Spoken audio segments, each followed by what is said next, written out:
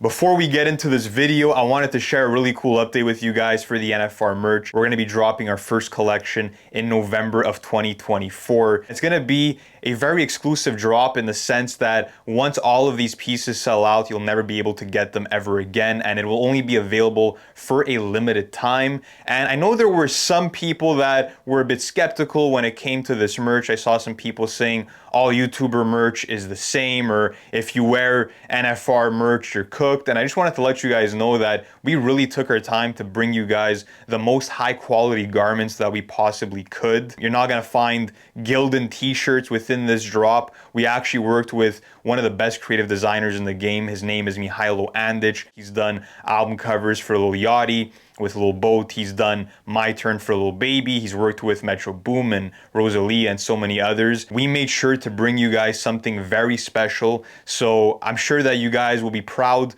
to rep this merch the same way that we will be. So make sure to keep your eyes peeled because we have way more updates on the way for you guys. Thank you, and now let's get on with the video. In today's episode, Lou and I are going to be doing our power rankings for the top 25 rappers in the world right now. And if you guys want to see more content just like this on the channel, and this is your first time watching an episode from NFR Podcast, hit the subscribe button and turn on the notification bell. We're going to be uploading on a weekly basis and making episodes just like this. Lou, welcome into the episode, man. This one's a huge one. I mean, you and I have been wanting to do this episode for a long time. And when we were discussing, I could say maybe the premise of this episode, we were saying, well, what do you want to go after? Do you want to go after skill? Do you want to go after impact? Do you want to go after dominance? You want to go after maybe albums that were released? So for you, in your mind, what went into this list for your power rank? Yeah, I feel like most than anything else, it's about like when someone asks me who are the most informed rappers in the game, these are the 25 names that come to mind. I'm looking at artist performances. I'm looking at discography in recent years. I'm looking at song-to-song consistency, impact as well.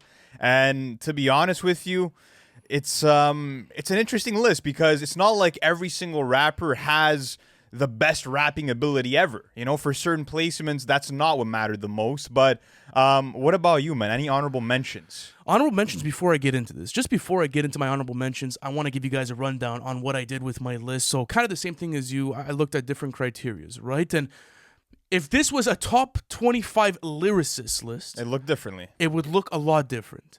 And I think at one point we're going to do it. I want to say that things like impacts for me are huge. Stuff like, let's say, even dominance at this point. Who's pushing the culture forward? You know, looking at output. That was another big thing for me. Consistency, like you said. There's so many different things that went into it. And I think I have a nice balance of everything. And yes, lyricism still has a place for me. Oh, it still really matters for sure. It really does matter. But at the same time, it's like, it's one criteria out of many. So it's like I could have a top tier lyricist that's doing great things with the pen, but at the same time, it's like maybe he's lacking or she's lacking in different areas of my criterias. But at the same time, guys, it's all fun and games. Let me know in the comment section, how would your top 25 list look? So let's get into this. Honorable mentions. So someone that I was really considering for this list was Mick Jenkins. Mick Jenkins did not crack my list, but looking at what he did last year and even you know his previous work and features, he was someone that I was considering for the top 25. Another person that I was really considering was Stove God Cooks. Stove God Cooks did not make my top 25 list. That one hurt me because like it was between like him and someone else on this list, and I just feel like maybe the output as far as like solo catalog hasn't been there as far as recency goes, you know, like he definitely has Reasonable Drought and, you know, other projects that he's released, but I just feel like maybe there's a bit more. Other rappers that I was considering, Larry June, I was considering Mavi as well. I feel like Mavi's been in fantastic form, but barely cracked my list as well. And that's pretty much it as far as, and Red Veil. I was considering Red Veil as far as another mention. And D2X. Red Veil for sure. Lil Wayne for me just doesn't have the album catalog. Drake has verse of the year contenders consistently, but is just great in doses to me. Not enough to crack a top 25. A$AP Rocky hasn't dropped an album in enough long of a time. When you're looking at Jay-Z and Andre 3000, whenever they drop features, you stop everything you do to listen. But again, they're not super active enough to make a list like this. I have Earl Sweatshirt. I have Elucid, Rhapsody, Rome Streets, Common, Corday, Young Thug, Chief Keef. These are all guys that I think are putting out some of the best music right now. But again, It's top 25. You really have to narrow it down to the best of the best.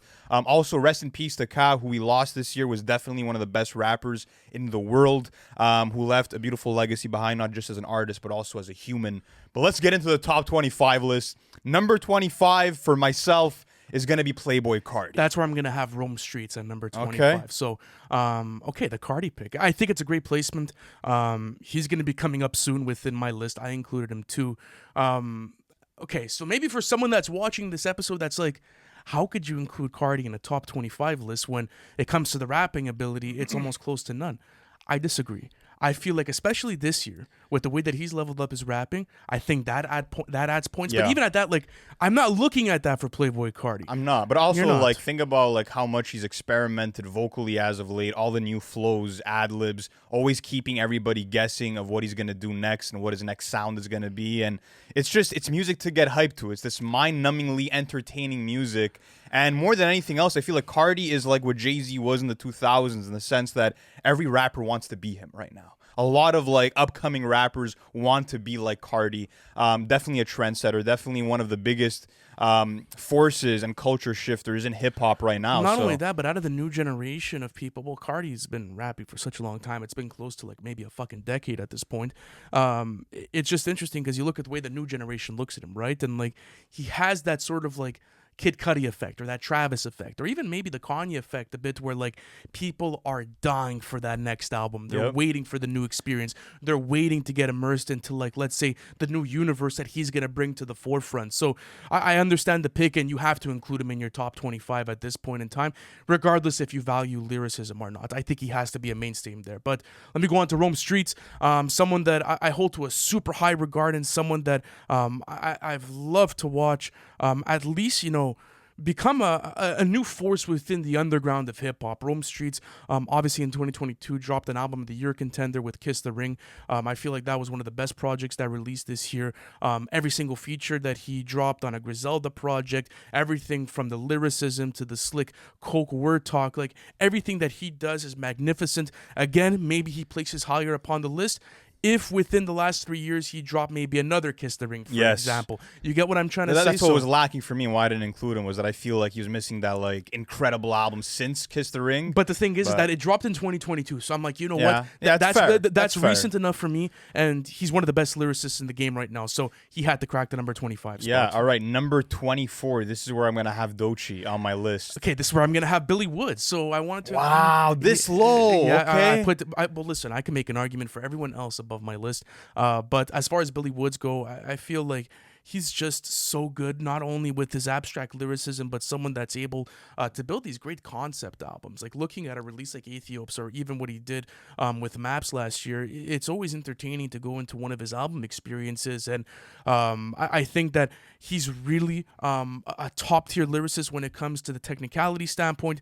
I think he's one of the best that the underground has ever seen as far as that goes. But at the same time, like, there's other like criterias that go into this list for me, right? Like example, like impact and influence, and let's say dominance. Like there's other things that, let's say, I'm not saying this is a popularity contest for me, but there are other areas within, let's say, the power rankings that do matter to me. You get what I'm trying to say? I think you're bugging with this placement, bro. I'm not gonna lie to you. I'm gonna have Billy Woods way higher up. I feel like he is leagues beyond a lot of other rappers right now, just in terms of even just his mic presence. I feel like there's certain artists in his lane that will be more like deadpan or monotone. He actually brings a lot of excitement to the mic, but we'll talk about that later. But yeah, Doechii, I'm tired of seeing these fucking industry plan narratives, bro. Like, as if TDE hasn't been scouting top tier talent for the last 20 years.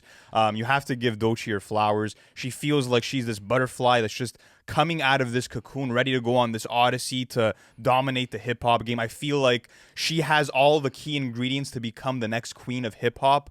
And when you're looking at something like Alligator Bites Never Heal, for example, and you're seeing how versatile she can be, when you're seeing how great of a storyteller she is, how animated she is on the mic, she has all the makings of a great, bro. She can make R&B jams. She can make boom bap rap, southern flavored anthems, like, and sometimes there's elements of all of those on just one song. She seems right now like she's the full package, and that's something else about my list I want to talk about, is that, like, sometimes I was even thinking about, like, okay, the potential is going to be maximized with this artist, and I'm placing them on because I could see them holding these positions for maybe a year or two to come as well, you know? Exactly. But yeah, okay, let's keep going on with 23, man. Who do you got? this. Doechii. There you go. Yeah, Doechii. I had to include her, bro. Yeah. It would have been. I think it would have been criminal not to include her on this list. But who do you have at 23? 23 is Future for me. Okay, I have him you as have well. Future? Okay, you do. I Okay. do.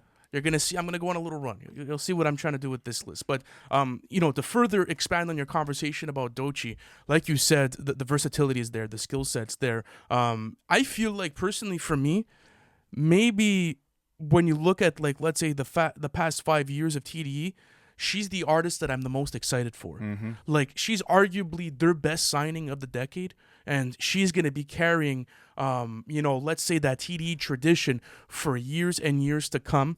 I think it's so interesting that she decided to drop a mixtape and it had the entire community in a disarray. You look at the song concepts that she's able to cook up, like example, Denial is a River, Both Peanuts, even Catfish. The lyricism is on a top tier standpoint. You go into the second half of Alligator Bites Never Heal, you're getting these incredible R&B and soulful cuts where she's extending her vocals, she's really showing her flair. She is the total package as far as an artist goes. If she had her debut studio album out and I had more of a portfolio to look at, and there was maybe more of a catalog to be able to be like, oh, okay, she's able to do this and that, bro, I could argue she could maybe even move into the top 15. She could move into the top 10. Like, she is someone that is absolutely soaring right now. And like you said, the whole thing of her being an industry plant, she's been making music for the past fucking 5 years. Yep. She blew up on TikTok fucking 4 years ago, since the inception of the application, and they have been developing her. She has been an artist that has been treated with care.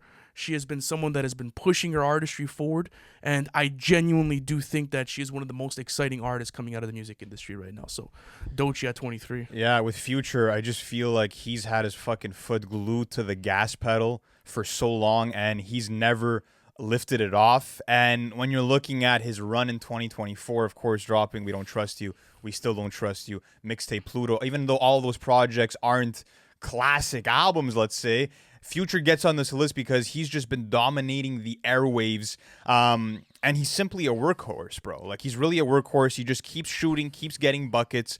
And when you're looking at just the output and Future giving us familiar trap anthems that are in line with some of his best work from 10 years ago, or even him pushing himself as a singer on songs like Nights Like This, or even seeing him experiment rapping over some soul-based production with Everyday Struggle, where he's rapping, like... He's pushing himself. He's pushing himself, and he's consistently putting out music, and it's all banging for the most part. So Future, it's really like it's domination mode for him. Yeah. And that's why he gets on my list. But number 22, here we go. Boldy James. W. I have him a bit higher up, but around here. Yeah, around this range. I have Dave at number 22. Very Do you have Dave on the list? But that would be an honorable mention. Okay. That would be. Okay, so explain me the Dave pick. That's an interesting one. The Dave pick. I mean, obviously, he hasn't put out an album since 2021's We're All Alone in This Together, but that's what I'm trying to say, though. Like, you wouldn't, like, let's say, look at the output and be like, okay, well, you have that, you have Psychodrama, and maybe it's an A$AP Rocky or an Isaiah Rashad situation. Isaiah Rashad's another honorable mention. He's an honorable mention for me, too. Yeah, like, where it's... He's one of my favorite and most played rappers of the year. He's probably going to be on my Spotify rap, but it's like The House is Burning came out nearly 3 years ago, and it's been a bit silent since. And then if he drops a new album, he's slotting right into the top 15, arguably top 10, right? So why the Dave pick? I mean, with Dave, I think that he's still been dropping fire verses, looking at the song that he had on the Lyrical Lemonade album with Jack Harlow, incredible verse, looking at some of the tracks off of the Central CEP that he put out. Those were hard as fuck. And I just love the range that he's able to, go into when it comes to making these UK drill bangers or making some bangers with Central C and putting out these concept albums and having storytelling being at the forefront of his artistry. Just a witty writer, always coming in with dope punchlines. And yeah, he's just built a short but strong discography. And maybe if he did have something that was more fresh out there, maybe he'd be even higher up in my list, to be honest. Yeah, I think that's a good point. I feel like you also have to give him points for being a pioneer, for someone that's bridged the gap between Europe and, the States, and someone that's really rang off, and someone that's, it's like the Central C have the career that he has, or maybe like the steam that he has, if it's not for a Dave, right? So I like the placement. I'm not mad at it. Probably probably an honorable mention for Yeah. me, at this point in time. But Boldy James, I was considering going higher with this, and I maybe would have if it was like 2023. Or maybe 2022. You know what I'm trying to say? Like, I still think that, especially his project with Craven this year was fantastic. It's probably going to crack my top 10 of the year. The one thing that's holding me back for Boldy James is just like Mic presence. it stops there. You Yeah. get what I'm trying to say? Like, you understand like what you're gonna get. It's always gonna be top tier, and that's why he's a top 25 rapper in the world right now. And his output has been absolutely incredible. But it's like what you're gonna get out of a Boldy project at this point, right? And I do feel like maybe some of his best work is kind of behind him at this point. That's another thing that I was trying to say, like looking at maybe a Mangra McNichols or even, let's say, a Bo Jackson. But those are all in recent years, Price though. of Tea and That's Trent. part of this course, recent absolutely. run. And that's why he cracked the top 25 list. But at this point in time, like even A Fair Exchange, No Robbery, these are all fantastic projects. But I do feel like there's people in front of him that have had maybe their fair share of a bit more artist and evolution and a bit more dominance, whatever the case may be. And I do think he's a top tier lyricist. I love the way that, he spins his tales and the way that he's able to, really and like captivate you with his writing. But at the same time, it's like 2024, 2023, it's like what you're getting at this point. It's kind of like a plateau to a certain extent. And that's the way that I feel about it, but he's still a fucking legend, and who knows?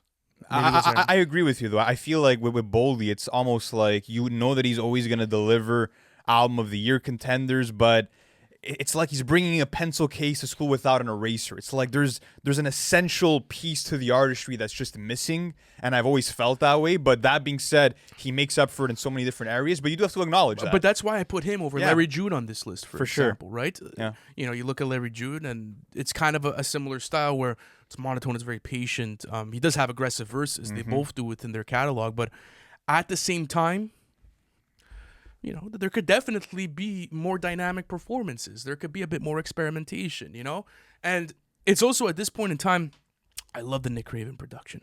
I absolutely enjoy it, and I love what he does. I love drumless loops. Yeah, I love what he's done with Uncle Ala. I love what he's done with Derringer. But what wheelhouse he's gonna play in. Yeah, So you do. That's why I have him. That was your 21 or 22? 22 pick. Okay, perfect. Let's go into 21. This is where I'm gonna have Schoolboy Q coming in. Wow, that's too low, dude. Too low? That's fucking low. Really? Dude. That's low. Wow. This is where I'm gonna have Corday. Okay, W. This is where I'm gonna put W Corday. for the Corday pick. I'll speak about Schoolboy Q. The only reason why he's actually made this list to begin with is, of course, because of Blue Lips, because that is really the only body of work that you've gotten from him in the last 5 years. I do want to give him credit also for Thought I Was Dead, which was an incredible feature. Even what he did on Gang Signs with Freddie Gibbs, and with Schoolboy Q. I love the experience of listening to him as a rapper just because he's a loose cannon in the best way possible, in the sense that he has this ability to... Loot, this is a recent form list. This is a recent form list, but again, I'm also looking at 2023 just as much as I am 2024. I know, but Loot, So, he's dead. This is a top 25 right now. I know. But yeah, he's had arguably one of the best years of the decade. He had a really strong year, but again, okay. I'm looking at rapping ability as well. I'm looking at song-to-song consistency. I'm looking at a lot. Thank God for me, Blue Slides. Come I know. on. I know. This is a low pick. Anyways, that being said, I love what Q does. The ability to just sound silly and quirky with the backing vocals, with his delivery, while also managing to spit bars that make your skin crawl or that give you the stank face. It's always an exciting experience, and Blue Lips is one of the best albums in recent years, one of the best experimental gangster rap albums in a long time. And yeah, when it comes down to it, I just feel like there's rappers that strive maybe a bit more when it comes to writing or when it comes to song-to-song consistency and output. So that's a Schoolboy Q at 21. That's a crazy take, Lou. Oh my God. You know what? Maybe say it's crazy when you hear who's in front of him. Maybe that's when you can start calling it crazy, because I bet you will. I bet you probably will. I don't know, Lou. This is a bit fucked. Anyways, okay, whatever. Let's continue on with this. So, Corday at 21. So a lot of people are gonna ask me why? Because obviously from a bird's eye view, I think released back in 2022, some community members weren't pleased with the project and felt like it was a downgrade from the Lost Boy. I'm privy to some knowledge, and I will say that, especially about the Crossroads. Yeah, we've heard the Crossroads, and it's a fucking special album. Yeah, we can leave it at that. Yeah, because the thing is that this episode's gonna come out so close to that where it's I have to include him, bro. Yeah. it's an album of the year contender. He was an honorable mention for me, Yeah, for sure. absolutely. And I also think that when, kind of like a similar situation to Doechii, you know where he's going to be in 10 years from now. You know what type of catalog he's developing. You know how serious he takes his art form. I love the approach that he takes on every single track. He's also one of the most relatable rappers right now that's active. I love what he's doing also with High Level. I love the way that he's also able to collaborate with so many of these legends. Like, you have to also look at, like, how your peers view you and, like, who's able to collaborate with who. And, like, at this point in time, you got Kanye, you got Anderson .Paak, you got, Quincy Jones narrating his album. Rest in peace to Quincy Jones.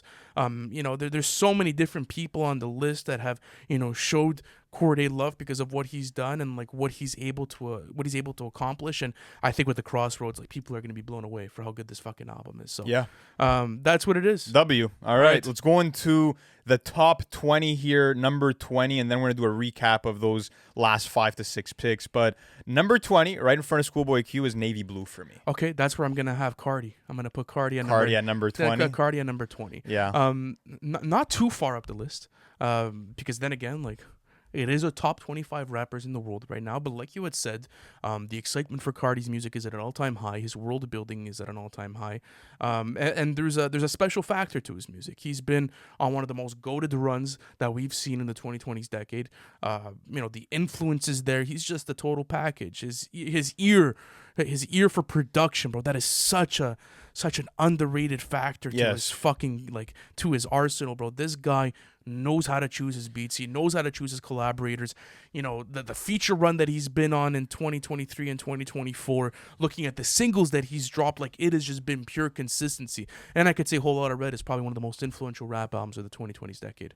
Yeah, even though it's a mediocre album to me, but I mean, I think it's a good album. I don't think it's grown on me, but Yeah. I don't think it's up to the standard that other people think it's at. But, like, you can't deny the influence. You can't deny the way that Cardi has impacted the culture, and, like, that's a big part for me too. Within this entire list is, like, how have you impacted the genre? What have you done for this? Like, what have you contributed? Mm-hmm. Yeah, you might not be the sharpest lyricist, or maybe your consistency is a bit off, but, like, at the same time, like, you are driving this genre forward. Yep. That is super important for me. It is. Yeah, number 20, Navy Blue, also known as Sage, someone that's known for his ties to Odd Future. And when it comes to this Brooklyn MC, he is just always going to be wearing his heart on his sleeve, giving you these gripping memoirs of how he tries to battle and cope with his depression, how he tries to understand himself, his growth as a human. So if you really enjoy beautiful poetry being laid over these lo-fi jazz loops, thank me later, bro, after listening to him. And given his output as well, he dropped 2 amazing albums in back-to-back years, being Memoirs, In Armor, and Ways of Knowing. I really value what he brings to the table, and I feel like he has sort of like MF Doom-inspired rhyme schemes, but with the emotional expression of a Mac Miller. It's really like a nice bridge that he's able to find with his performances that's really unique, really special. One of my favorite rappers in the underground and someone that deserves way more love. So Navy Blue, is he honorable mention for you? I wasn't considering. No? Okay. I wasn't Interesting. But I appreciate the pick, though. You can't argue. His output's been great, and he has an incredible skill set as a rapper. Okay, actually, let's do a little let's do the recap. recap. Okay, so I'll do mine first. So 25 Rome Streets, 24 Billy Woods, 23 Doechii, 22 Boldy James, 21 Cordae, and number 20 is going to be Cardi. Yeah, I mean, listen, all cool except for Billy Woods, bro. I'm sorry, Billy Woods needed to be way, way higher when it comes to, again, ability as a lyricist, when it comes to ability of making some of the strongest albums of this past decade. I'm cool. No, Billy Woods had to be I'm higher. cool. That's a crime. I'm cool. All right, I'll read you mine. Playboy Cardi at 25, Doechii at 24, 23 is Future, 22 is Dave, 21 Schoolboy Q, 20 Navy Blue. Like, to have Billy Woods over Schoolboy Q is a fucking crime. No, it's crazy, not. bro. Come on, That bro. is crazy. Billy Woods has given me 3 to 4 more albums than Schoolboy Q has in the same amount of time. This is top 25 rappers in the world right now. Yeah, right now. We're But talking about doesn't someone only, that wait, potentially hold delivered on a a chip right second. now. This is not Doesn't about matter. just 2024. But I could This give is not you, a wait. rapping This is not a performances. 2024 list. I could give you It's not a rap- 2024 list. But at the same time, it's like, this is what is closest to me right now at this point. Like, That doesn't matter. every single year that has passed, I get it, I consider it, but 2024 makes a strong case for me. looking at, let's say, someone as Schoolboy Q, bro, he's arguably delivered a chip this year. That's what I have to say. And Anyways, Billy Woods has as well. All right, let's keep on going. Number 19 for me right now is going to be Mavi. That's This where is I'm where going to place him. that's where I'm going to place Young Thug. I'm going to have Young Thug in this. Really, list. Thug? Oh, my God. Why? Well, why not? Why wouldn't I put Thug in this list? What's wrong with it? I mean, What's wrong with business the is business is not that strong of a project, and that's all you gave really it a have great in rating. recent time. We said that it was the It's a best great trap album okay. of 2023. What else are you going to make as an argument for He is Thug? still one of the most unique and consistent artists in the game right now. Thug over Billy Woods? Woods. I'm not playing. I'm not going to start doing that every pick, but it's just funny. You have Billy Woods over Young Thug? Fuck yeah. Are you kidding me? No way. Are you No way. kidding Like me? I said, I don't go into. I told you this is not a top 25 lyricist. Listen, list. bro, I get you love what the I love you. I get you love the redemption arc for Thug. We're all rooting for Thug No, right it's now, not a but redemption arc. it's not about that, bro. Whether he was just released or not has nothing to play into my list right now. Young Thug is still one of the most unique and is one of the most intact artists in the world right now. He has the entire world on lock as far as hip hop goes.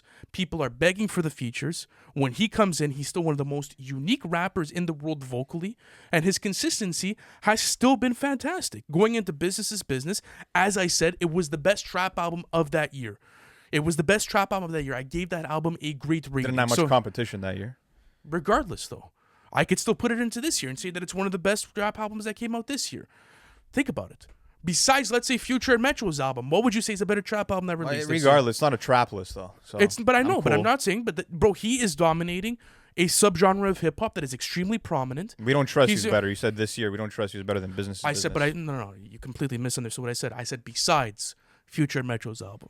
Regardless, it would still be top 3 this year. Well, trap As is far as suffering as a whole, so it's not the best area to put it. It doesn't in, but- matter though. It's still a huge market share of hip hop right now, and you still have dominant artists within that.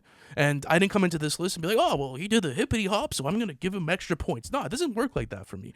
Like I look at the total package. Thug's influence is unparalleled. There's a fuckload of clones right now that are trying to copy his style. He's one of the most unique artists in the industry right now. And when he delivers that next solo studio album, you're gonna eat your words. You just, and wish you put him just on. made an argument how this is all about. Oh, it's the most recent shit. Like I'm sorry, Thug's most recent shit hasn't been the 2023. best work of his career. And Business is even Business is a talking great about album. like.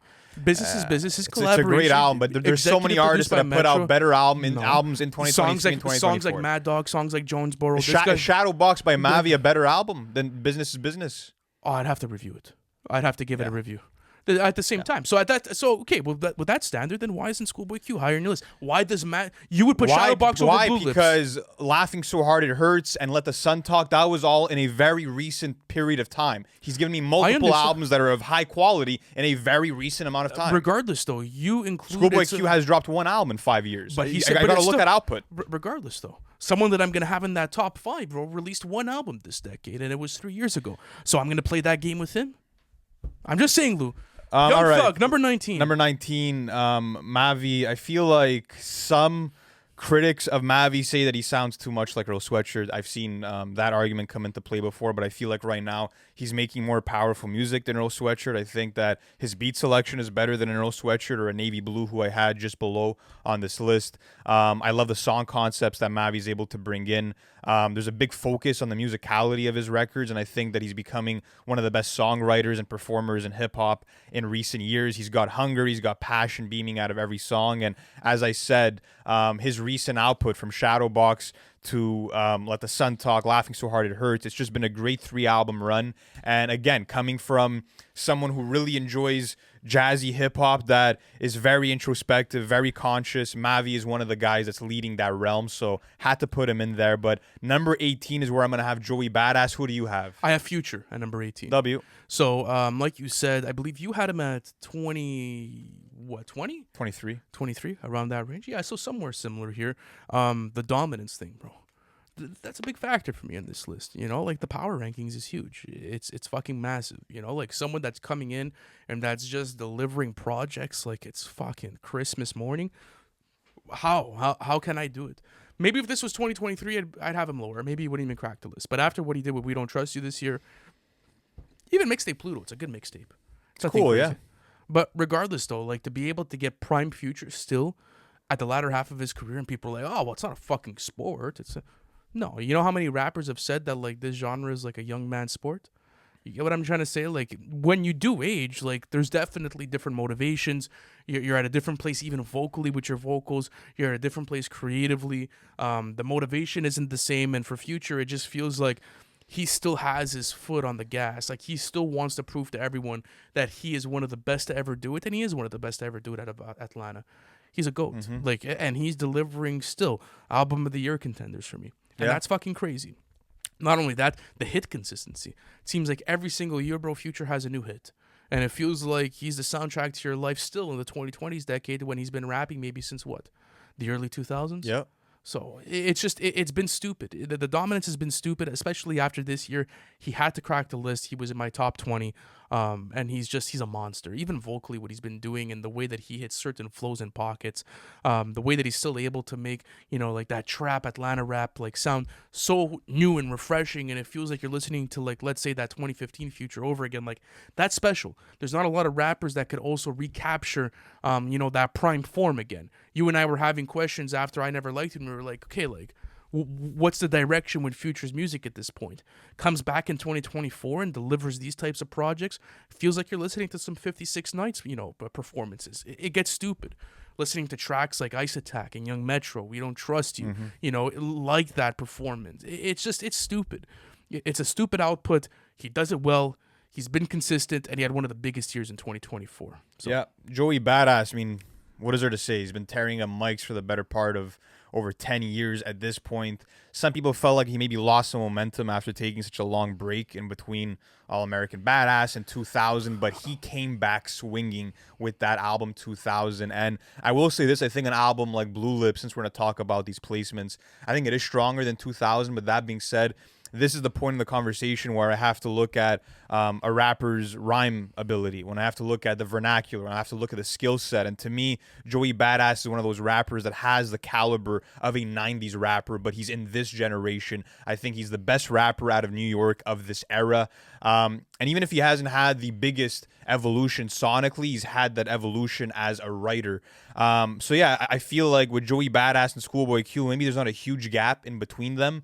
But I do think that just as a rapper's rapper, Joey Badass is a bit more skilled. And I've also really appreciated some of his features coming from the IDK album from this year. Also looking at what he did on the Corday album. Like, every time he shows up, bro, there's something to marvel at when it comes to the way even that he what he did with weaves. Chance the Rapper in 2022. Like, yeah, his output has been great. Again, like, you want to go into 17 now at this point? Yeah, let's go into 17. 17, I have Joey Badass at 17. I have Boldy James at 17. Okay, here. interesting. Yeah. So, yeah, just to continue the Joey Badass conversation, I agree with you. Like, when you look at maybe a lyricist list, he's arguably top 10. You could even say he's top 5, bro. Like, he's one of the best informed rappers right now when it comes to penmanship.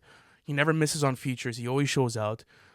With 2000, I mean, that was a grower on you. It was a big grower on me, for sure. It was a big grower on you. And I think that, like, with Joey, with a lot of the fan base, people wanted him to deliver another 1999, but it's like asking Kendrick to deliver another To Pimp a Butterfly, or asking Drake to drop another Nothing Was the Same, asking Cole to do another 2014. Like, the expectations are way too high. Like, that was a moment in time, and he just came with a different perspective of where he was at. And it was interesting because with 2000, he took more of the mogul route where he was talking about his life and his business endeavors and, how he developed as a person, after the passing of Capital Steez, after, making so much money and where he put his money and how he was able to develop as this dominant artist. And I think I would have had him higher up on this list if he would have dropped an album maybe in 2023 or 2024. Agreed. So, and I think that it would still be an album of the year contender. Like, regardless, this guy comes in and he just drops chips. And to be honest with you, I'm happy that he took that long to drop 2000 because that album has stood the test of time. It's aging so well. It's timeless music. The production is flawless. He has also such a great year for production, kind of like what I was saying with Cardi, like so underrated on that aspect. These lush productions and being able to, play with so many different types of producers. Joey's really a one-of-a-kind artist. So absolutely. Yeah. Boldy James, listen, bro, love him or hate him, you have to respect this man's work ethic because he's dropped over 10 projects in the 2020s decade and maintained consistent quality, which is something that is unheard of for the majority of the other rappers that are on this list. When it comes to linking up with the right producers, he's able to do it every single time, looking at a Nick Craven, looking at The Alchemist, and so many others. And even his ability to work with, like, live musicians like he did with Sterling Tolles on Manger on McNichols, which is a breathtaking album. And I just love that he's always able to elevate his pen, giving you personal, graphic, nuanced street tales that feel so authentic and real. And I think that, like we were talking about earlier, the only reason why he's not higher on this list is the impact factor, as well as just the monotone delivery that could make it tough for certain listeners to stay engaged for a full album. And that being said, there's also some projects that were treated a bit looser that maybe came and went out of that output. But that being said, again, just the ratio of how many projects and how many hit from Boldy, insane. Yeah. Absolutely insane. He had to be here. Let's go on to number 16. This is where I'm going to have Nazir Jones. That's where I'm going to have Eminem, bro. Wow. Eminem made the list. Yeah, bro, he made the list, bro. I feel like fucking Owen Wilson right now. Wow. Wow. He made it. He fucking made it. That's crazy. That might be the biggest shocker of this whole list. I was waiting. I didn't tell you before I made the list. He made the list. I got to hear this one. I can make the list, though. If he didn't drop The Death of Slim Shady, I'm like, okay. There's no work to reference. He dropped a good fucking album this year. Not only that, but I have some. Okay, this was the scenario. I'm like, the skill hasn't left him. He's still delivering some really top tier tracks of the year. There's someone on this list that's in my top 5, or should I say top? Whatever. I guess the cat's out of the bag now. We'll get to it. That he was on the same song with, and he fucking washed him, and he got him, and it wasn't even a competition. That's true. That's true. How? Like, you get what I'm trying to say? Like, when this guy locks in, it's over. It's over. This guy he's a completely different level. And I get it, dude. The consistency in the 2020s decade, it's been off. But he's only dropped 2 albums. It's been Music to Be Murder Mined and this. Yeah. So I said, you know what? I said, fuck it, we ball. I said, fuck it, we ball. The skill set is still there, Lou. The skill set is still there. Yes. He's still amazing. He's still dropping amazing song concepts. The Death of Some Shady is not an album of the year contender for me, but I mean, like, when you look at what this guy's able to do with his pen, and you look at the impact of the pen as well, how many people he's still bringing in to reading lyrics, and how many, hip-hop fans are still going into the art of lyricism, and he's keeping that alive, bro. He's keeping that alive at the fucking age of 50. Like, I really value that. I really think that not only does he win on the dominance factor, but when it comes to it, if someone wants to spar with him verse for verse, bro, he's probably smoking him. You better have Nas above him, bro. That's all I'm gonna say. That's all I'm going to say if you're going to make this argument. I will say this, though. Yeah. I sympathize with the pick because I feel like sometimes with my selections, I'm like, okay, I'm clearly valuing like the lyricism and the rapping ability and just the on-the-mic performance more than other factors. But that being said, with Eminem, it's just like there's too much going against him, bro. There's too much going against him in the conversation when it comes to catalog, when it comes to also features for me. Okay, realistically, it comes down to consistency. Yeah, but like everything else, it's there. I can make the argument every single day of the week. Listen, I respect it. I don't agree with it. That's for fucking sure. But I respect it. In my opinion, I think it's a W pick. I think, listen, like I have to really look at it like, dude, like the dominance, the influence, the skill set is still there. Dropped a good album this year. And again, like what he did on that track with that other rapper for me was like, okay.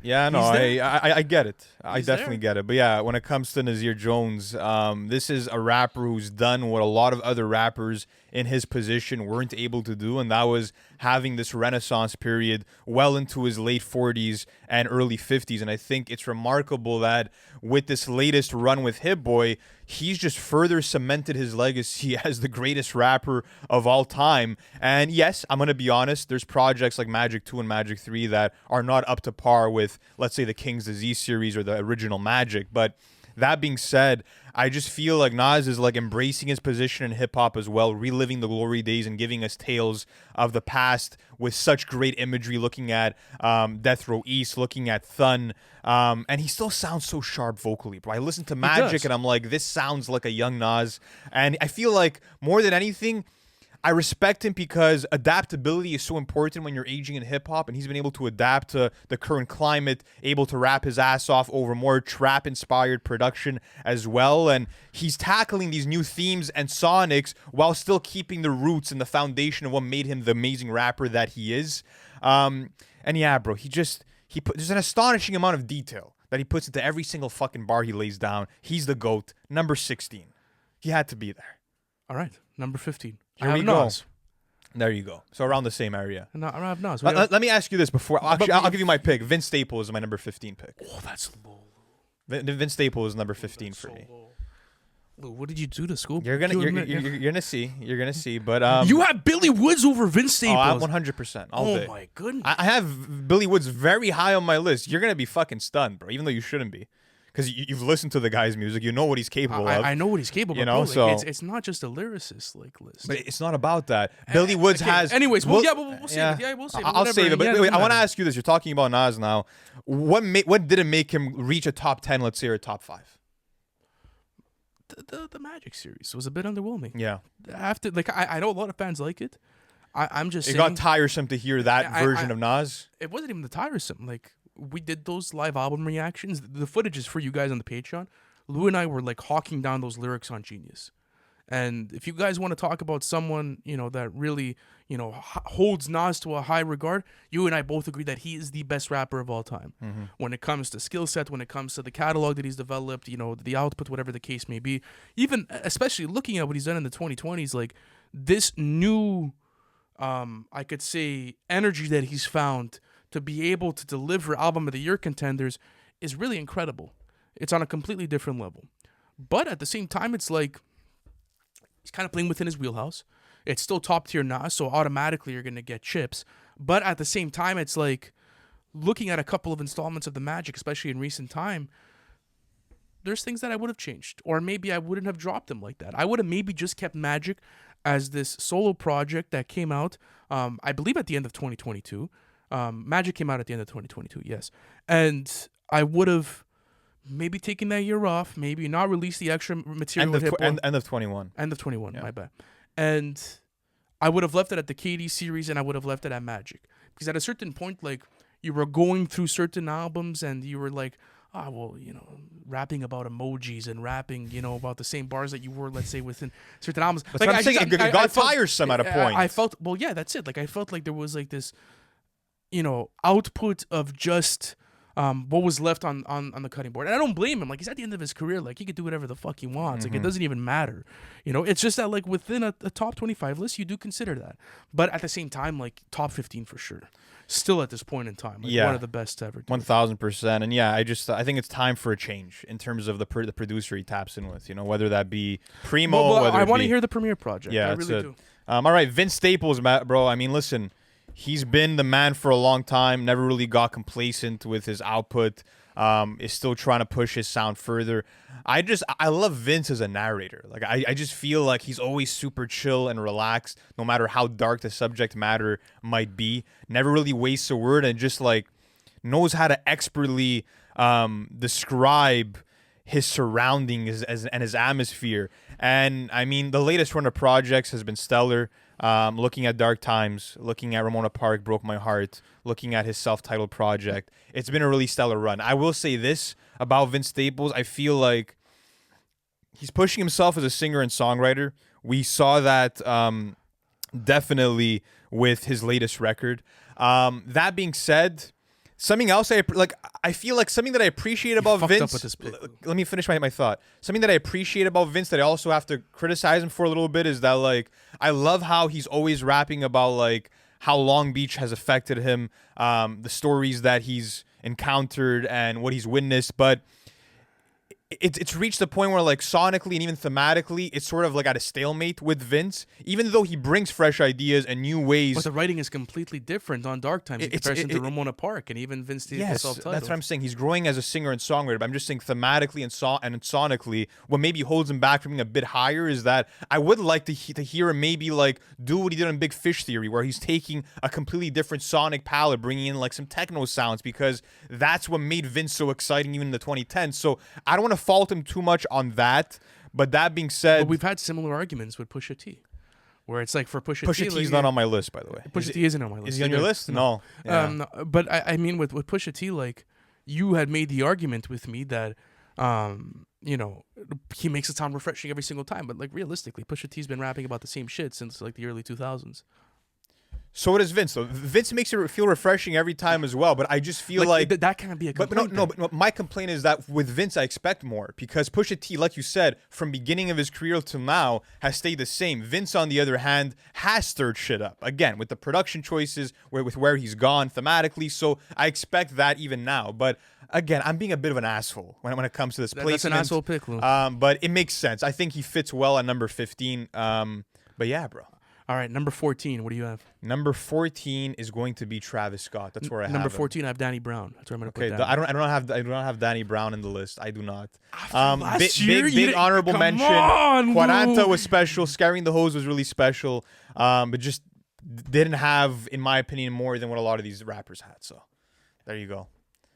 You said he was the MVP of 2023. He was one of the MVPs of last year. Lou, Yeah. what are we doing? Yeah.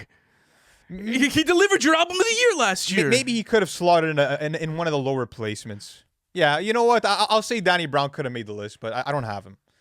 Lou, you didn't include Danny Brown. I did not put Bro, him in. I was expecting him to be in like your top 10. No, didn't have him in. Wow. Didn't have him in. After Quaranta and after Scaring the Hose last year? Honestly, should have had Danny in. I didn't put him in, though. Was it like just like a forgetting sort of thing? Where No, I mean, he was listed in the honorable mentions, but I don't know. I mean, it's fucking Danny Brown. I haven't revisited Quaranta all that much. Scaring the Hose was fantastic, but again, I just feel like there's artists that bring a bit more to the table, but that's me. Oh, listen, man. I don't know. What else do you want from a fucking artist? The Danny Brown, what he did last year was generational. One of the most dominant runs from a rapper in the 2020s. Dropped 2 album of the year contenders. Dropped 2 albums that made my top 5 placements with Quaranta, and same for you, and with Scaring the Hose. That was stupid. And they were 2 completely different performances. Yeah. Not only is he one of the most unique rappers when it comes to mic presence, but he was able to deliver a concept album like Quaranta that was so mature, that was so forward thinking, and it was completely different than the rest of his catalog. Lou, I'm disappointed. I feel hurt for you. No, I'm not hurt about it. Like I said, maybe he could have slotted in, but Like, how are you gonna you have JPEG Mafia on this list? Yeah. How do you have Peggy and you don't have him? I think JPEG Mafia is at just a higher level right now as an artist. I really do. I really do believe that, especially after I laid down my life for you, without a doubt. But yeah, number 14, Travis Scott, one of the most dominant forces in hip hop. Obviously, he's just always kept us on our toes musically. I feel like there's very few events in hip hop like a new Travis Scott album, and every time he delivers an experience, it's very immersive. It's very unique, and obviously he's not as talented as an MC like a Boldy James or a Vince Staples, but he's just using this big impact in a positive way, pushing the boundaries of what hip-hop production can sound like, giving you these incredible stadium-sized live shows. And it's just, to me, I find it very impressive that Travis Scott could make a song like Schizo, where he can go from rapping on this dark psych beat to rapping over like some soul-based production all in the same song. And as I said, we know that Travis Scott doesn't even write all of his songs. Like, there's a lot of areas where he might be lacking, but in terms of pushing the genre forward and keeping consistency with the discography, which is one of the most important things that I've considered for this list, he checks a lot of those boxes. So Travis at 14, I guess you have him higher up. All right, let's keep going. Do you, or you do not have Travis? I do, of course I have. Okay. Number 13. What do you have here? Number 13 is going to be Blue. Number 13, this is where I'm going to have JPEG Mafia. You don't have Blue on the list? I don't have Blue on the Oh, list. that's an L, bro. I don't have Blue on the list. That is a I big feel like L. there's people that are doing a bit more than him at this point in time. You want to talk about MVP years? This guy dropped 4 amazing projects in 2024 alone. No, he's done great things at the incredible. same thing, but like I'm not taking I'm taking a Young Thug as far as like just the individuality and the way that he's able to be so artistically like skilled, maybe over a Blue. Like, that's just my opinion. Like, it's what I value. Like, he would be probably an honorable mention, but at the same time, like, I take a Danny Brown over a Blue, you know. But talking about JPEG Mafia, we'll go with that. Delivered a fantastic project this year. Mm-hmm. Delivered a fantastic project this year, and it seems like his sound is getting more and more refined with every single project that he decides to drop. He's pushing himself as an artist. He's arguably the best DIY artist in the hip hop genre right now. He's someone that has delivered album of the year contenders, whether it's LP, whether it's Scaring the Hose, whether it's this new record, Would I Lay My Life Down for You. Like, there's so many different arguments to make for JPEG where it's like it's hard to not include him in the top 15 for me. I do think that there's certain people that are maybe above him in certain areas, but for me, JPEG is definitely someone that is pushing the genre forward, someone that has the entire underground on lock, someone that has also changed what it means to be a rapper. Like, he doesn't give a fuck about his sales. He's someone that obviously cares about who listens to him, whatever the case may be, but he plays on his own terms. And he's able to collaborate with an array of different artists. He's someone that's unpredictable from track to track. He's someone that's able to create these incredible and unique soundscapes for every single one of his albums. He's one of the best producers in the game right now as well. It's just like he's the total package. He really is. Number 13 for me. Yeah, so Blue, I mean, he's made and continues to make some of the best soul and conscious hip-hop music that you can find out there. I think also when it comes to personas and the way he represents himself on records, he's just such a likable guy, bro. Like, this guy will never flex about anything but his hip-hop abilities, which is something I've always admired. But going on to, like, recent form, like I said, he dropped 4 fire projects in 2024. This is a year where, like, the West Coast, there's the narrative about the West Coast being up, yet people are leaving Blue out of the conversation when he might be the MVP of the West Coast if it wasn't for another guy, if it wasn't for one other guy. But that being said, have you heard these 4 projects from Blue? Because I've gone through a couple of them. Bro, Love the Ominous World, Los Angeles, Out of the Blue, Royal Blue. And what I love about Blue is that he's the king of multis. He's the king of putting together these incredible rhyme schemes, but he does it all in a palatable way. He does it all in a way that's super accessible, that's smooth to listen to, and just a great thinker. I love his meditative style. And like I said, bro, just always dropping these nutty similes, metaphors, but doing it in a digestible way. Guys, if you haven't checked out Blue's run in 2024, do yourselves a favor, please. But let's do a little recap here. Well, we're almost at the 10. Do you want to go? You want to go to 11, and then we could do it then? You want to do 19 to 11? Yeah, why not? We could do it there because it's kind of like an awkward number to stop at right now. You know? Sure. Okay. All right. So where are we at? Number 12. Number 12, sir. Makami on number 12. Makami is an icon. End quote, baby. Let's go. Number 12 for you as well? Yes, sir. Ah, yeah. Perfect placement. Perfect placement for Makami. Can't do this. Can't not include him. What stopped you from putting him in the top 10, though? I was considering it. At this point, it's like these artists have done so much that it just comes down to like this guy just maybe a bit more valuable than the other to me. But there's no knocks on Makami. I don't think there's anyone that's infusing as much like rich culture and raw lyricism and sonic originality as Makami. Even the abstract sample choices and what he's able to bring to the table. The track record's been super clean with Pray for Haiti, and even Rich Ass Haitian, which is a top 10 album of the year this year. This guy's just, he's flawless. He is a flawless rapper. He genuinely is. Again, someone that I'm always excited to hear a project from, someone that's captivating, and someone that moves you as a lyricist. Someone that really makes you think, and like when he puts his ideologies into a track list, you really want to go back and you want to think about what he said. You want to think about what he brings to the table as an MC, and he always captivates you, dude. He's one of a kind. Yeah, he can be rapping about like luxurious trench coats or be rapping about selling packs. It doesn't matter what it is, but like the rhymes are always so eloquent. The punchlines are cryptic. There's so much to sort of unpack. He also has an underrated hook game. That's something else. Does. That's something else that I really appreciate about Makami. Is like he's not afraid to let the pipes run. Like he gets them going, and it's not maybe the cleanest vocals in the world, but at the same time, like it's unique. And it fits his aesthetic so well. And there's also an intrigue because there's so much mystique built around the Makami persona. And I will say this too, bro. Like in an era where it might be difficult to distinguish one rapper from another, Makami, bro, is one of a kind, bro. He is. Like there's really no one that sounds like him or that's making the type of music that he is with the culture that he's bringing to the table. So yeah, Makami, yeah, deserves the number 12 spot without a doubt. But at number 11 is where I'm gonna have Black Thought. Number 11 is where I'm going to put Lupe Fiasco. Don't tell me you left Black Thought off the list. You left him off the list. I left him off After Cheat Codes and Glorious Game, you're going to leave Black Thought off the list? I don't have Black Thought on the list. Oh, come on. Okay, listen. If I'm going to regret not having Danny Brown, you have to regret not having Black Thought, bro. Honestly, I'm really happy with my list. Like, you No, know wait, what? bro, come on. But there's certain, yes, I could say as like a top tier lyricist and someone like maybe with the Nas and Eminem comparison, I understand. Yes, Like maybe I should have had Black Thought. But at the same time, it's like, I'm happy with each and every single one of these placements, and I can make an argument for them of why I think like they're doing what they're But doing. not Thug over Black Thought. We're gonna pump the brakes somewhere, bro. We're not gonna put Young Thug over Black Thought. No, but I think they strive in different areas. I definitely think they strive in different areas. Like it's like comparing, I don't know, two completely different. Corday or Black Thought. I'm doing Black Thought all day.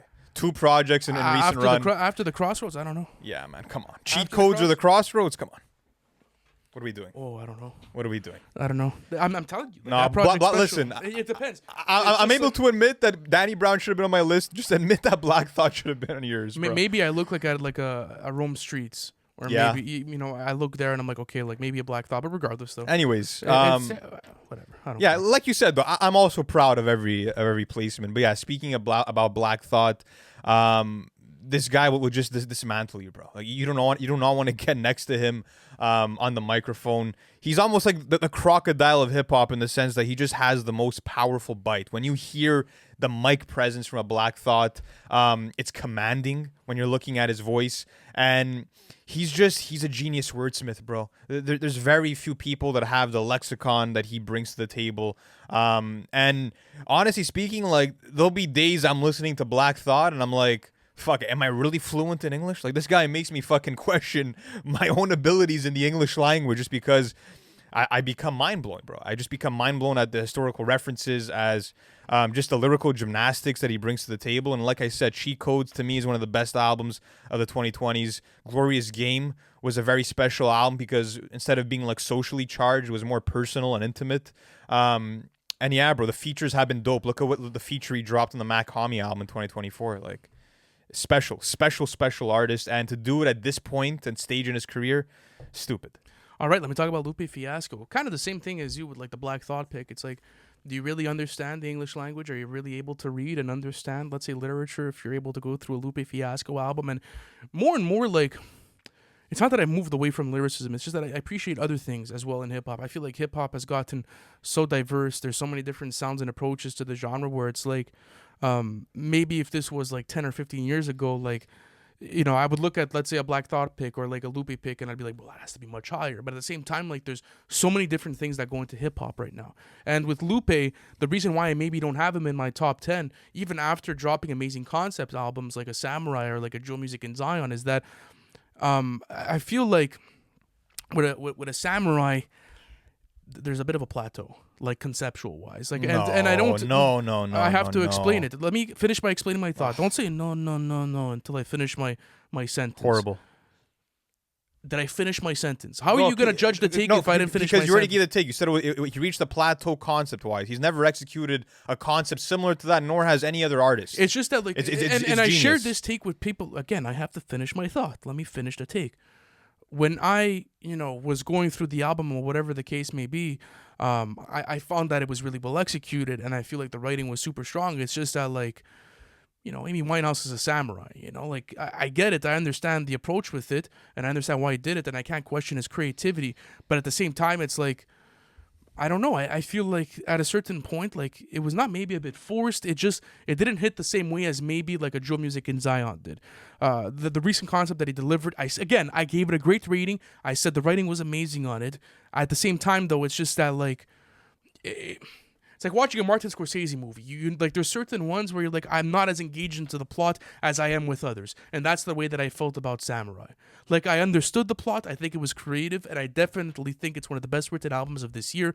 Just for me, from a personal enjoyability standpoint, when it comes to the concept, I feel like it kind of hit a plateau this year. And I was like, okay, I understand the concept. I understand the creativity. It's just I'm not as engaged as I was with Joe Music in Zion, as I was with Tetsu and Youth. Like, that's all I'm saying. As I was with a Food and Liquor. Like, that's where I'm at with Lupe's music. Yeah, I think that comes down to personal taste, because for me, it was a super cinematic narrative. It was something that, like I said, I've never heard explored by any other rapper. And to hear, like, Lupe rapping from the struggles that an artist might face, and just that ability of wanting to push your craft, right? Because that was based on real events. Like, Amy Winehouse had said that, like, for certain music that she was making with Salam Remy, that, like, she wanted to just be aggressive on the mic and, like, sound like a battle rapper almost. So I do like that it even has, like, foundation in reality. But listen, I think it just comes down to personal preference and how invested you are in the story that the artist presents, you know? And I went through it. I delivered my review on it, and I gave you guys the rundown on the content, and I think it's great. Like, it was well executed, but at the same time, it's like I wasn't invested into this plot as I was with previous albums. That's what I mean. Yeah, all right, let's do 19 to 11, the roundup. So my number 19 is Mavi. My number 18 is Joey Badass. 17, Boldy James. 16, Nas. 15, Vince Staples. 14, Travis Scott. 13, Blue. 12, Mac Homie. And 11, Black Thought. At number 19, I'm going to have Young Thug. 18, I'm going to have Future. 17, Joey Badass. 16, Eminem. 15, Nas. 14, Danny Brown. 13, JPEG Mafia. 12, Mac Homie. 11, Lupe Fiasco. Yeah, listen, I should have had Danny Brown in that range. But it is what it is. All right, let's get into the number 10. We just recapped our 11 to 19. I like your list so far, though. All right, so at number 10, that's where I'm going to have Drizzy Drake. I brought him in. I brought him in at number 10. Yes, I was hoping you wouldn't, man. My number 10 is JPEG Mafia, but we gotta stay on Drake for a little moment. I just want to ask you one question, all right? This is the only thing I'm going to ask you, then I'll let you give your explanation. When we're talking about current form and output, is Drake a top 10 rapper in the game right now? Not the only subject. It's not the only criteria. But it is a list about inform. But it's not the only criteria. This is wild. This is not the only criteria. Not only that, but let's slow our roll here. It's not like the guy fucking damaged his entire career. You guys know I'm not a big fan of For All the Dogs. I'm not a big fan of CLB. But looking at this decade, you still have Dark Lane demo tapes. You still have Honestly Nevermind. And you still have arguably the best, I would say, collab project or album, should I say for better words, in the 2020s decade with 21 Savage with Her Loss. Should I read through a list? Should I read through a list? Haram by Armand Hammer isn't better than Her Loss? Okay, bro. I get it, bro. You're different. Okay, listen here. Bro. Her Loss is the best collab album of all time. I know. Listen, bro. You're arguing that Drake is a top 10 rapper in the game right now. He is. When it comes to the dominance and the influence, this guy has still kept it interesting within the 2020s. Did you get a lobotomy this morning? Like, what's going on, bro? No, this is a wild take. I'm sorry. Why? This is a wild take. Why is it a wild take? Because he's put out some of the worst material of his career. And when your most recent solo album is For All the Dogs and you're on this list, bro, I have to ask some questions. I don't give a fuck how many records he sold. I don't care where he's charting. I don't even care about the battle. It's not even a popularity contest. Forget the fact that he's put out 100 gigs and he's dropped flopper after flopper of a song and he's coming off of the heels of losing one of the biggest battles in hip-hop history. Put all of that aside. We don't even need to talk about that. But understand that you're saying that Drake is in better form than Mac Homie.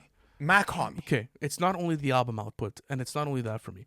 Should I go through all the records that he's released in the 2020s decade and all the songs that I've had in rotation? You want to go through this?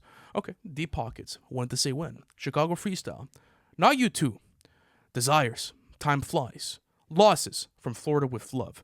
Let's keep going on with this. Let's go on to Scary Hours, EP2. So this is going to be the second installment. This is where you're going to have Wants and Needs. This is where you're going to have Lemon Pepper Freestyle. Let's go on to something like Her Loss. Hold on, let me pull up this track list for you. Like, do I really have to? Do you understand the amount of records this guy's released this year that are fucking fire? I love that you brought in this take. I love it because listen, why? bro. But why? I'm always rooting for Drake. All right. Rich Flex. I would Major love Distribution, On BS, Privileged Rappers, Spin About You, Hours in Silence. And we're familiar with the songs he's put out, brother. Okay, so we're familiar with the songs he's put out, brother. I'm naming you over 20 records and I that can name you over 20 duds that he's put out in the last couple of years. But at the same time, like you're talking about someone. Okay, but regardless, though, the output is not horrible. You could say whatever. He's had his duds, whatever the case may be, but you can't argue that this guy is still not one of the most dominant fucking rappers in the industry now. You started this episode by mentioning some of the most important criteria. I'll remind you of them. You said discography. You said consistency. You said their current form. Drake doesn't. He's not doing well in any of those fields. Not only that, but of two mediocre studio albums. Studio albums, and again, his most recent work, which you said was important in debating where Schoolboy Q was going to rank. Drake's most recent songs have not hit whatsoever. His most recent features have not hit whatsoever. Drake is because of the volume. Drake is hitting an artistic decline right now. He's not inspired, bro. I'm sorry. You cannot tell me that Drake is as inspired as a JPEG Mafia or a Mac Homie or even as a Future, bro. I'm sorry. Even at that, like the Scary Hours EP3, well, for all the Dog Scary Hours edition, Come on, that was a fantastic release. I love that. Pack release. it up, bro. Come on. No, not only Pack that. it up. Looking at First Person Shooter, looking at 8 AM in Charlotte, bro. Like I've named you over 25 records, bro, that he's released this year, or should I say within the decade, that are absolutely fucking fire. Looking at the Churchill Downs verses, looking at what he's done on other records, like, come on, bro. I know. I'm not getting behind that. Let's not fucking go blind, bro. I'm Let's not go blind. Blind, or maybe you're going deaf, bro. I have no idea. Maybe you're going deaf, putting Drake in the top 10 I get here. I get it. You're different. Billy Woods is on rotation I'm 24 sorry, hours a day. bro. But there's other criteria. If you genuinely believe that Drake is in better form and is a better rapper right now than Billy Woods, bro, you have to get those ears checked. Why? Guy. You have to. Because it's not even remotely close. It's a different approach to the music. It's a completely different approach to the music. That's what I'm saying. I feel like it's a different approach to the music. He's not in my top 5. I don't have it there, but he's still a top 10 rapper in the game right now. Drizzy Drake is a top 10 rapper in the game right now. Drake is one of my favorite rappers of all time. You cannot way. consistently drop mid and be in this conversation. But bro, it's fucking blasphemous. There's been mid, and then there's been great. The guy hasn't put out a solo studio album in the longest fucking time, bro. What do you mean? It's been since 2020. He dropped 2 great projects this decade, and he dropped Honestly Nevermind, which has a ton of replay value. No, man, I'm sorry. I don't care. I can't get behind it. No, I don't care. Listen, I'm not doing it because the CLB and for all the dogs. I could debate you on this all day, but we got to move on. Horrible placement. Not only that, but when it comes to the influence and the impact and who's still driving the genre forward, he's still there. Guys, let me know in the comments, guys, what is the worst placement you've seen all episode long? He's still there. I think I know what it is. Number 10. Number 10 is JPEG Mafia for me. He's a modern vanguard for hip hop, just always pushing the needle. I feel like when you're listening to JPEG Mafia, he can literally go from rapping on this Brazilian funk-based production to rapping over these metal beats, to rapping over an AI-generated jazz production like Either On or Off the Drugs, and absolutely blow your mind. This is someone that knows no limits when it comes to going into these unconventional left field areas sonically.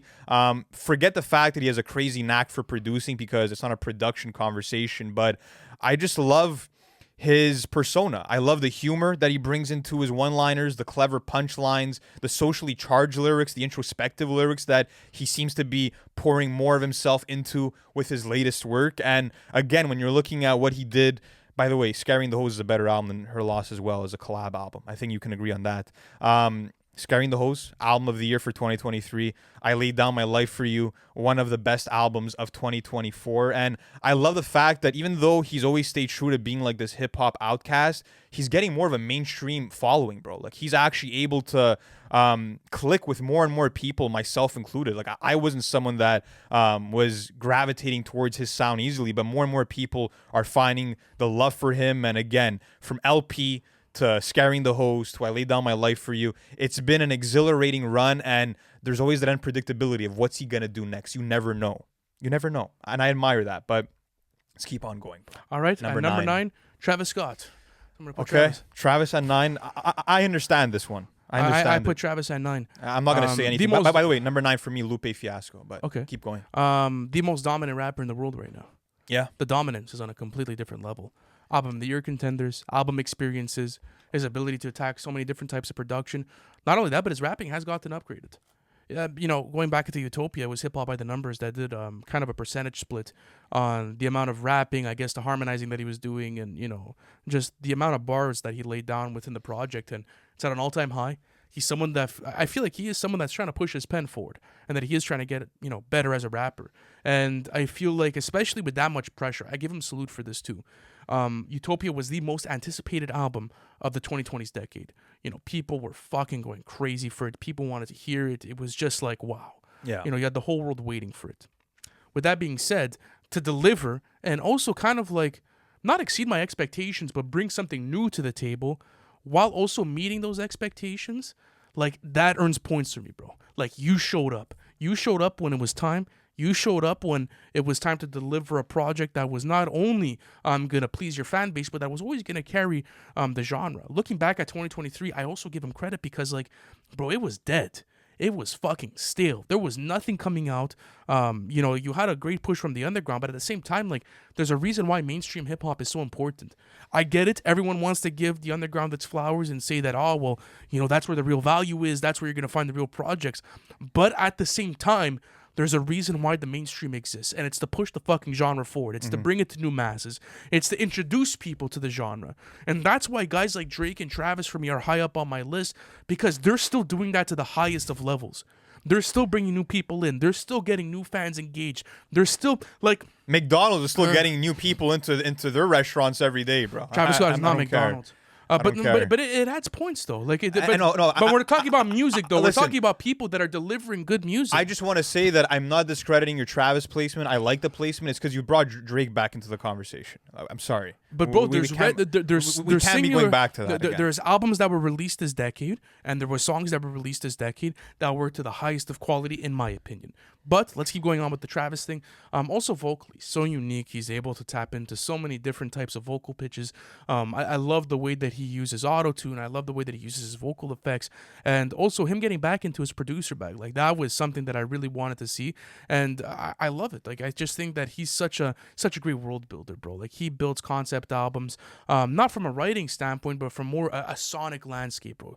He's like that type of Kanye West or Kid Cudi type of artist where, like, you're going into a ride. You know that it's going to be a completely different experience that you can't access anywhere. And to keep that tradition alive for me, I had so many points. Travis Scott at number 9. All right, number 9, Lupe Fiasco. I mean, what is there to say that you haven't said, right? The king of concept albums, someone that even when you're looking deeply into those albums, the songs within themselves feel like their own concept woven into a larger concept that's at play. The wordplay, the alliteration, every rhyming technique you can think of is at play when you're listening to someone like a Lupe Fiasco. I think that he's able vocally to keep you entertained. Look at a song like Auto Bottle where he's giving you a more fast-paced, energetic performance. He has those moments where it's not, more calm and relaxed. I do wish that he was maybe slightly more ambitious with his production as of late. That's the one knock I can give him. But if it wasn't for that, bro, he'd maybe even be higher on this list just because when it comes to the art form of emceeing, there's not many people that rival him. That's really what it comes down to, and the discography level is up to par with some of the best people that are even above him. So he had to be a number 9. That's why he's there. Let's go on to our number 8 picks. This is where I'm gonna have Denzel Curry. Number 8. This is where I'm gonna have Schoolboy Q. Okay, that's where Q is coming into the list. W. I feel like you're discrediting Q as far as like rapping goes and like as far as writing goes. You were saying that like you feel I think like Joey's a better rapper than Q. I think that's fair to say. It's different. It's much different. I could give Q the mic presence. I could also give you some of the punchlines that he brings in as well. I could give you like the street tales too. Like, it's a different perspective completely. It's a different style of rap. And I think when you look at what Schoolboy Q did this year, really coming back and delivering for what I think is one of the best albums of this decade. If I had to do a top 10 list of the top albums of the 2020s decade so far, this album would make it, bro. He delivered, and that for me matters a lot. Someone that is still carrying the tradition of gangster rap. Someone that's making these unique and also like just psychedelic effect to his to his production as well. Like, there's no one making albums like him. Like, he has that unique factor for me, where it's like you're not gonna get a Schoolboy Q experience from anyone else. There's literally no one else that's making psychedelic gangster rap from the West Coast like he is. It's a completely different level. The records that he's released this year, like a Blue Slides are, thank God for me, some of the best records of the year. Rapping with so much passion and putting the artistry first. Someone that also had a dominant year, bro. Like, his album really sold well, and it did well for a lot of people. And I think that it's a community favorite. And I think that when you look at the top 25 rappers in the world right now, he checks off the box when it comes to like lyricism and being an MC. Mic presence and having that unique factor, he has it. The creativity in the albums, he has it. The records, he has it. The songwriting ability, he has it. It's a total package when it comes to Schoolboy Q. And if he released more albums, maybe since Crash Talk, maybe he could have been in the top 5. So yeah. Number 8, that's where I'm going to have Schoolboy Q. Yeah, Denzel Curry, man. I think he needs to be on everybody's list when you're talking about top 10 rappers right now. This man literally went from dropping a Soulquarian, jazzy-inspired, lyrical masterclass of an album with Melt My Eyes, See Your Future, and just 2 years later follows it up with a southern ode to hardcore hip-hop filled with these massive trunk rattling bangers. Like, you want to talk about range from album to album? Who is dropping 2 albums that exist in totally different worlds in a similar time period like a Denzel Curry is able to do? Also, he recently dropped a song called Still in the Paint, which is a remix to Waka Flocka's Go Hard in the Paint. Go to 41 seconds into that song. Listen to the way that he is flowing on that record. crazy. It is fucking stupid, bro. If that does not sound like one of the best rappers alive to you, there's something wrong. Apart from that, just some of the best timed flow switches, some of the best displays of versatility from song to song, album to album, some of the best track presence. And I feel like Denzel just has this never-ending drive as an artist. And he's always tossed into like the underrated conversations. But I do feel like hip-hop media gives him his flowers, and we've always done that. And I'm proud of that because he deserves all the flowers you can give him. So He absolutely does. Denzel at 8, man. All right, number 7. This is where I have Billy Woods This is where I'm cracking gonna my have number Little 7 Sims. pick. I'm gonna have Little Sims at number 7. That's a W pick, man. Obviously, you included her in the list. She is in my list as All well. right, so Little Sims at 7. Let me talk about what she's been able to do this decade with albums like Sometimes I Might Be Introvert and No Thank You. I genuinely think that she's one of the most intentional artists out there. She's someone that's always so focused and so, let's say driven to deliver beautiful lyricism and also give you, food for thought and food for the soul. Very reminiscent, bro, of low-key Lauryn Hill. I really feel like she's like our Lauryn Hill to a certain extent, where you're getting these beautiful concept albums that has so much range and diversity. Even if I wasn't the biggest fan of Drop 7, which dropped this year, I will say this, it doesn't take away anything from me. What she's been able to do also with No Thank You, I feel like that's a really underrated project. It's a project that I personally slept on when I went through the first live album reaction. I believe the Patreon that just launched. And, I go back to these projects and I'm like, wow, like the wisdom at such a young age and the ability to push her pen forward, it's on a completely different level. And she's someone that's in top tier form. She's a top tier lyricist. She's a top tier vocalist. And her ability to even just play alongside like an Inflow, for example, like that's a legendary producer. That's someone that doesn't work with just anyone, and to be able to have your albums crafted by Inflow and to be able to also play into that production, to me, like that's a completely different level. In my opinion, she's the best artist in the UK right now. Easy. And she's just someone that's pushing the boundaries forward for hip hop. So that's my number 7 selection. W. So yeah, Billy Woods. I mean, what an incredibly talented abstract rapper. Someone that's been leading the front of the underground for a long time, one of the most respected rappers in that realm. And when it comes to Billy Woods, it's always a moment to listen to him. I feel like he raps like an alien, bro, always coming in with these harsh, gritty cadences that are super aggressive. And he almost raps in code, bro. Like the syntax that he uses, he'll find ways to rap about like these album titles and connect them to his current life. Like there's so many different ways that his bars and his combination of words could be interpreted. That's something else that I really admire about Billy Woods. And it's just interesting because sometimes his lyrics are very focused, but sometimes he raps like MF Doom or Ghostface Killah, where you're getting these disassociative rhymes that end up connecting to a larger story about like his family somehow. So there's always food for thought when it comes to his rhymes, which I really admire. And again, like a big reason why he's at the place he's at is just the output. This guy has been consistently dropping amazing record after amazing record. This year he put out We Buy Diabetic Test Strips, Under Arm & Hammer. He put out Maps in 2023 with Kenny Siegel, which was such a creative project, from the concept to just the sounds and the palettes that he's getting. You also have Church and Ethiops from 2022. Another 2 incredible projects. The concepts are amazing. And like Billy Woods says himself, like he lives in his mind and he thinks fucking deep. He's always thinking deeply about whatever subject you're throwing at him. So Billy Woods, just one of the best, if not the best underground rapper right now. So he's not even someone that I listen to every day. That's for sure. But again, I have to appreciate the work he's put in. But number 6. Vince Staples. Put Vinny there. This is where I have Freddie Gibbs at number 6. Yeah. I feel like I'm going to see Freddie from you a bit higher. Bro, you know what? I'm going to say this just as a disclaimer. I forgot Freddie. You're right. No. Yeah, I forgot Freddie. Fuck. Nah, he would have made the list. That's my bad. Okay, Yeah, my bad. Yeah, I forgot. You're right, bro. That's the one. I knew I fucking forgot someone. I forgot Freddie. Around what range do you think you'd have him? Top 15 for sure. Okay. Top 15 for sure. Okay. Yeah, absolutely. I'm sorry, guys. Like I forgot him in my short list, bro. Yeah. It's tough. All right. So number 6 for you was. Vince Staples, though. All right. So yeah, tell me about Vince. Why is he so high up? The consistency is on a different level, bro. The consistency is on a different level. How unique he is as a rapper as far as hip hop goes. Excuse me, I gotta sneeze. No, just Yeah, a false you're alarm. good. There you Yeah, go. false alarm. Okay, let's just go through this catalog, bro. Like that's what I was really looking at when I got Vince Yeah. Staples on the list was just the absolute catalog. But I feel bad, bro. Yeah, you Freddie see like Gibbs. that, I know. that hurts I me. know. It Freddie is what Gibbs it would is. make the list. He would genuinely be here. He would absolutely be here. Yeah, Dark Times. Ramona Park Broke My Heart. Vince Staples. FM. Prima Donna. Summertime '06. Hell Can Wait. Like, where Dude, How Can Wait's 10 years ago? Let's talk about current form. But I'm just saying though, like since that I project, get you, yeah. where's the dip in? No, there's been no dip. There's been no dip. And honestly, with Dark Times this year, I just realized like how valuable he is to this genre.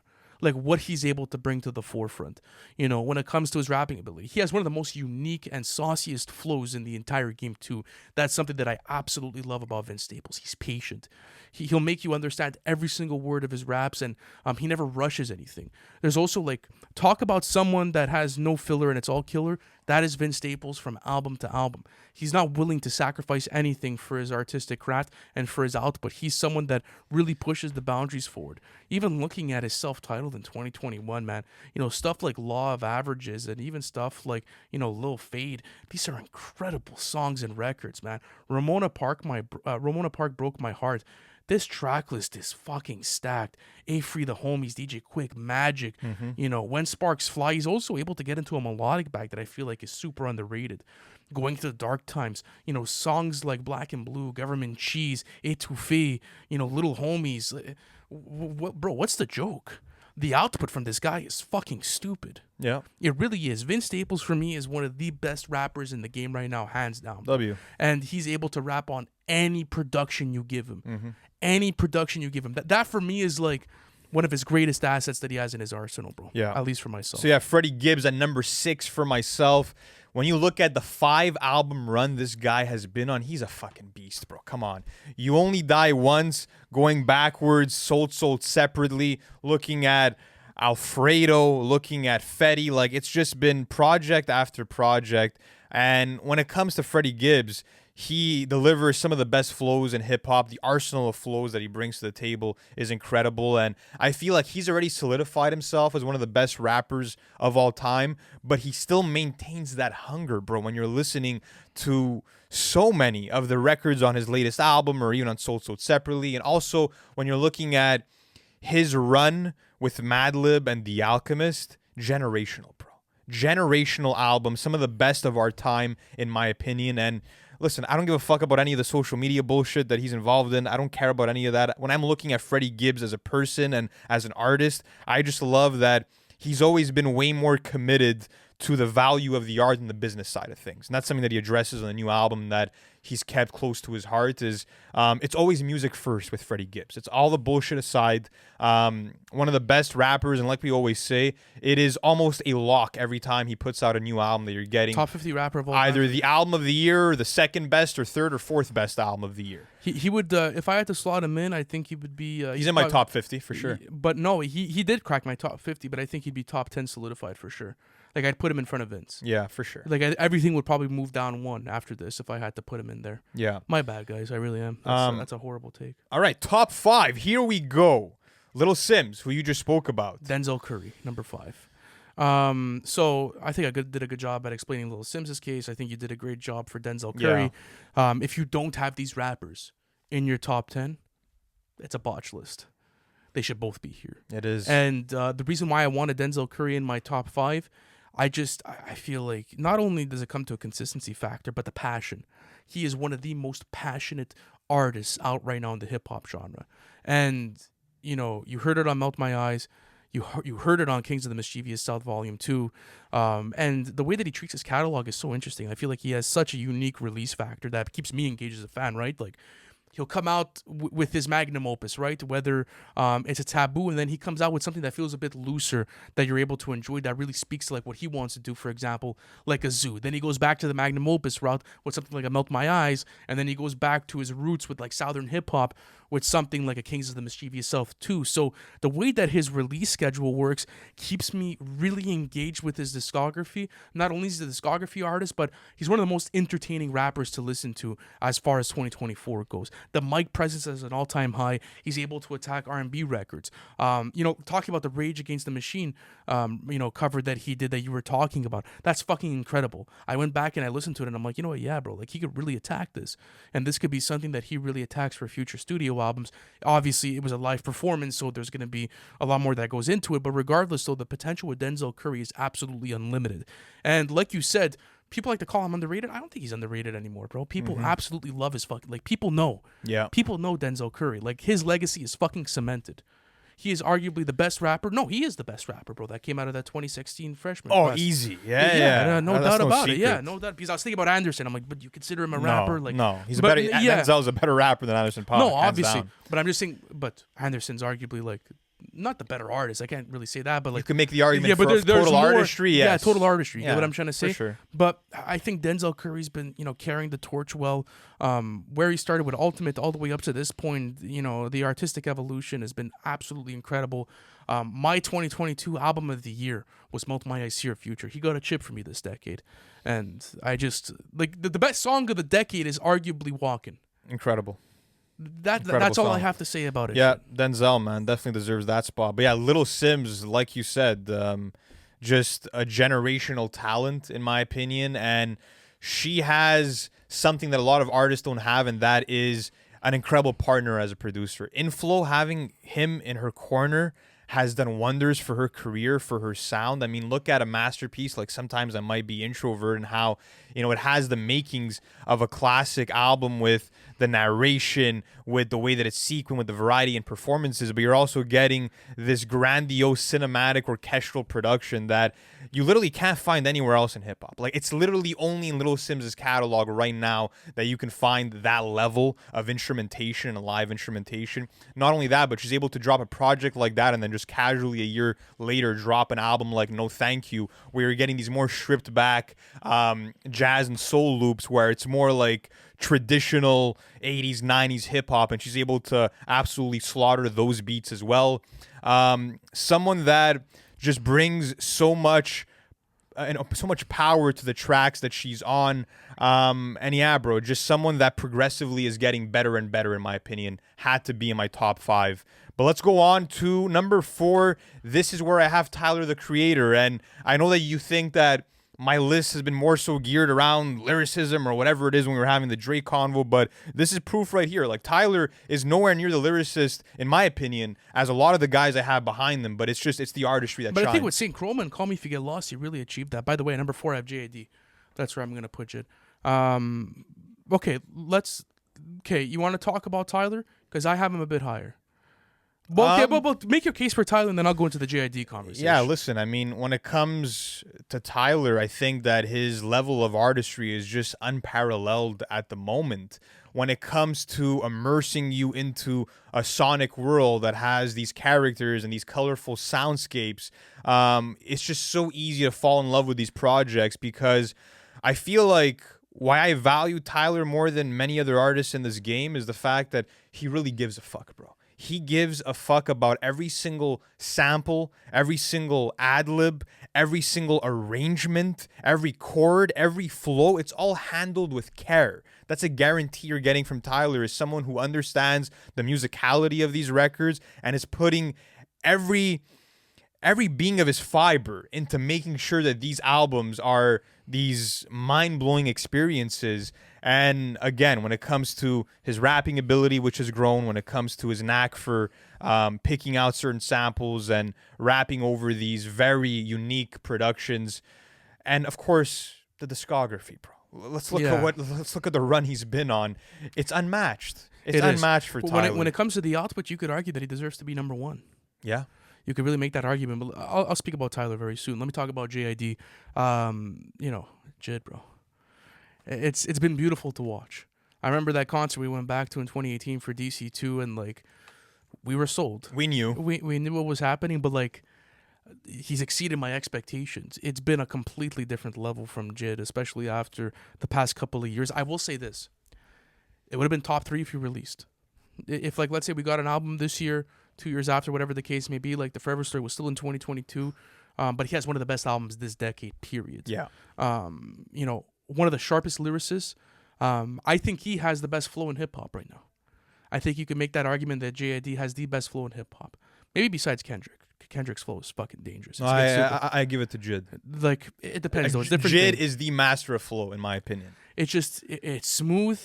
It's perfectly coordinated. He understands what to do on every single production that he's able to attack. He's testing out his vocals now. You know, there's word of him collaborating with different producers and getting into different types of bags. Like his range as a rapper is unlimited. It's absolutely unlimited. I love his development as a rapper. I think Dreamville and since the 80s are handling him with great care. I love what they're doing for him, bro, and I really enjoy what he's brought to the table as far as hip hop goes. Yeah. If guys like Jid and guys like Denzel Curry weren't doing what they were doing, the genre would be a lot less interesting. I will say that. Jid's output has kept me invested into this genre. Concepts like the Forever Story were so well executed, and you had incredible records on there like System M or Cody Blue. Like, you cannot deny this guy's greatness. Even the freestyles that he's released this year. You want to talk about really recent, form? It just sounds like he's getting better and better and better as a rapper. It's kind of like the same mark that like J. Cole was on, where like with more and more time, you're starting to see that like he's getting more experience. He's bringing more to the table. He's testing himself. So, JID at number 4. Yeah, let's go into our number 3 selections into the top 3. And by the way, this doesn't mean that this is the new big 3. I'm seeing people saying, oh, Tyler's in the big 3 now. Like, guys, big 3 was something that was attributed to a certain time in hip hop. You cannot replicate that. If you want to say top 3 artists in the game right now, that's a separate conversation. But when we say big 3, it will forever be Drake, Kendrick, and Cole. But that being said, Jid is at my number 3. So I guess we just swapped them, right? You have Tyler there? At 3, I have J. Cole. Okay. At 3, I have Cole. Interesting. Okay, so Tyler above Cole. Okay. I have. So yeah, let me speak about speak about Jid. About Jid. So I mean, yeah, you gave him his flowers really well. I think that he is the master of flow, and people maybe don't even value that as much as they should nowadays. Like when you're looking at like rhythmic patterns and timing, that is so important to the way a song is executed and performed. Also, when you're looking at Jid, I just feel like on the mic, he's just like a shapeshifter, bro. Like he can find any crevice of any beat and just put himself into the right pocket and know how to attack it. Also could rap at any speed that you want to give him. Any like supersonic speeds, bro. Like just it's stupid. Insane. But even at that, like there's some rappers that have a hard time with their patient flows, right? And something that's a bit more meditative. But you'll see him attack that on like on a song like Work It, or like even on Working Out, for example. And then you see him hit, fucking 7th gear on certain songs, and it's like, whoa, like what can't this guy do? And what I love too about Jid is just the fact that he's able to touch a lot of I was going to say touch a lot of people, pause. He's able to really cater to the newer audience of hip-hop, but also like the older generation because of that mix of style and substance that you'll find in a lot of his records, bro. So I love that he's able to reach a lot of people. That being said, the Forever Story, incredible body of work, and I think that he's only growing as a singer and a songwriter as well. Looking at what he did on Cody Blue, he just has it all, bro. And he's the full package. He does his numbers in silence too. Yeah, you also have to give him the dominance factor. He does his numbers in silence. Like there was a point I think he had reached over 30 million monthlies, and I'm like, holy fuck. Yeah, I know. Like that's crazy. Good for you, man. And also, you could give him the crown as being the best rapper in the South right now. You could give him that. Yeah. You could give him that title. Like he's doing some generational shit. One of the best right now. But let me talk about J. Cole. I think the reason why I have him at number 3 and not number 2 is just because like Tyler's output, bro. I Call Me If You Get Lost is better than the offseason in my opinion. My personal opinion. The Fall Off is not out yet. So we gotta wait on that. That's what I'm saying. Like I'm banking in on like this is gonna age well, having Cole at 2. But it hasn't happened yet. And I think we're gonna do this list again. I think it's gonna maybe become a yearly tradition where we do the list, whatever the case may be. But with Cole, like, what's there to say, dude? Like, I feel like it's been a tough year as far as like public reception goes for Cole, especially with everything that happened. Even Port Antonio for a lot of people, wasn't received well. A lot of critics kind of, degraded the song and said that it was not the right time to put this out. It was not the right approach. But I don't give a fuck about any of that. I really look at Cole as a human being and someone that doesn't give a fuck about like what anyone thinks, and he's just gonna speak his mind. And with Port Antonio, like I had conversations about that song with certain people in super chats, and I was like, looking at what he did for him and his family, and looking at the true intention of it. He chose honesty, and he chose like being able to keep his integrity over anything. If he did not have a fucking place in that battle, he shouldn't have been there. To be able to come out in front of fucking 50,000 people and retract your statement, like that takes nuts, bro. That takes that takes serious character for me. So I don't know. Some people look at it differently. That's the way that I view it. But regardless, though, dropping verse of the year every single year is kind of hard. Like I feel like that's crazy. Yeah. Looking at what he did on A Plate of Collard Greens this year, with Daylight. Insane. Looking at what he did on Ruby Rosary, people are getting tired of the Johnny Piscati take, but it's there. The verse was released. What do you want me to do? You want me to ignore it because of how much it's been marveled at? Like he's dropping some of the best verses that the genre has ever seen in the 2020s. In the latter half of his career, he's only getting better. Absolutely. So with the fall off, maybe he even goes one. If it's the way that it's supposed to be, and if it's really on that level, maybe. Can he ever surpass Kendrick though? That's the big question. But that's more of like a barbershop talk it is, sort of it thing, is. At this point, like for me, like it's such a like Kendrick will always be my favorite rapper of all time, and someone that I really like. I hold to the highest of degree. But for me, like more and more that I've been listening to Cole, like it's more of a personal thing with Cole. You know, like that guy like has inspired me as a human being. So I fucking love his music, and he's still top 3 in the game. So no number 2 picks. That's where we're at now. Actually, I did my number 3. Number 2 is J. Cole, and you have Tyler the Creator. I have Tyler. Yeah, so just like a little swap here. Yeah. So recency thing, for me. Just like Chromacopia, album of the year contender. Like you said, he gives a fuck. Someone that's like, you need intentionality right now, especially from the mainstream.